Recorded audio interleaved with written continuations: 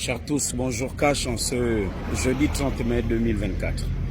Deuxième partie du procès Brice Lacruche Alianga et ses anciens frères, parce que certains d'entre eux l'ont trahi, je vous l'ai dit lors de la précédente vidéo. Au fur et à mesure que cette affaire évoluera, vous saurez qui a trahi qui. Et d'ailleurs, on voit bien que c'est Brice Lacruche Alianga qui est le plus affaibli, le plus fatigué, il tient à peine debout.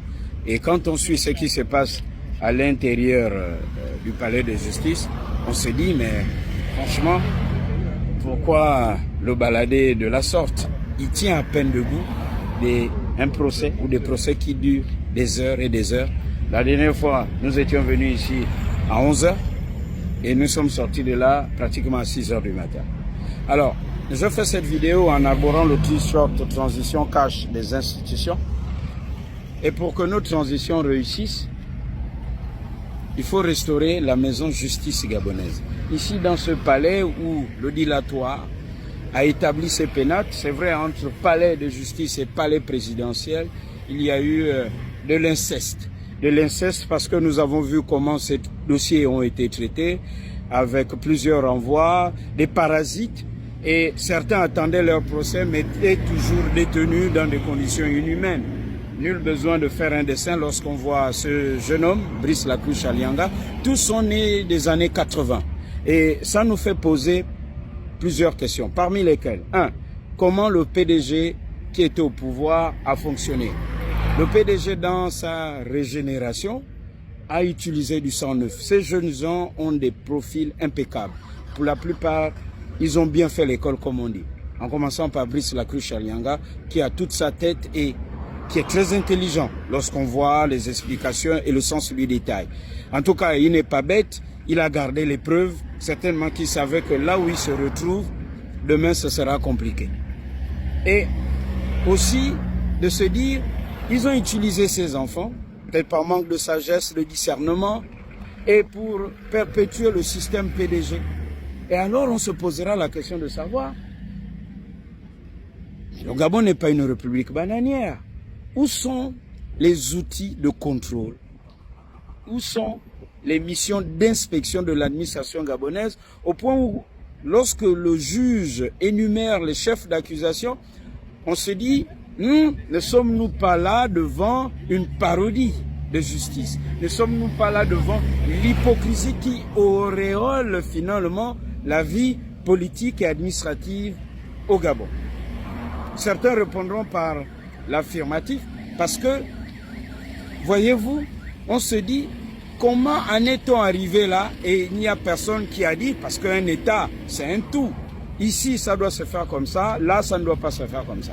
Ça, c'était sous M. Ali Bongo, parce que Brice Lacruche Alianga arrive au deuxième mandat de M. Ali Bongo, il passe un peu de temps au cabinet, mais il y a une grande partie, le premier mandat de M. Ali Bongo, et c'est pour cela que les Gabonais disent, on veut voir si on n'est pas dans une parodie de justice, si on n'est pas dans l'hypocrisie, on veut voir M. Meksa Nkrombesi. Là-bas, ça doit être, mais vraiment, alors là, la totale.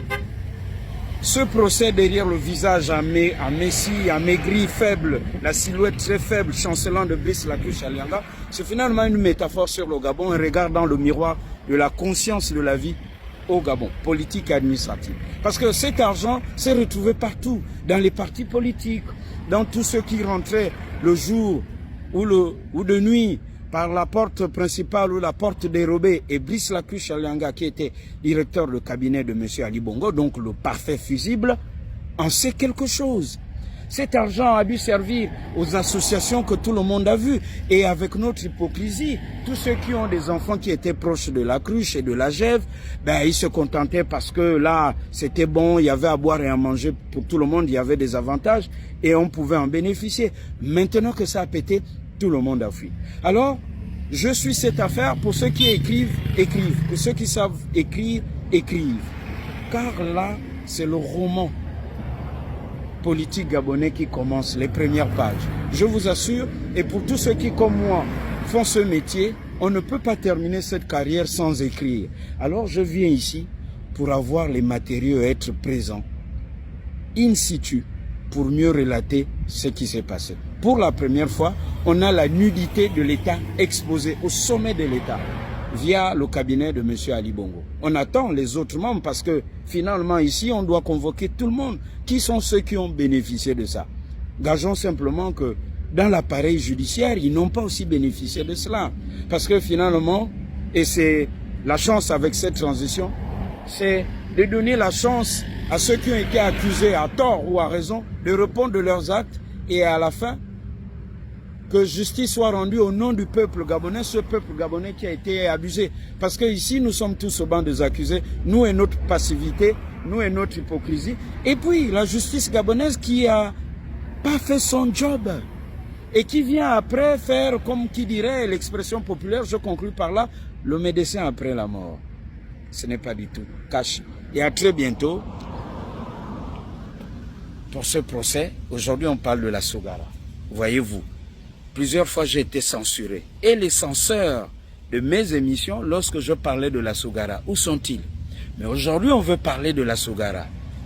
Hypocrite que nous sommes au Gabon. Et ça, ce n'est pas du tout cash. Transition cash, les institutions. À très bientôt pour d'autres capsules cash.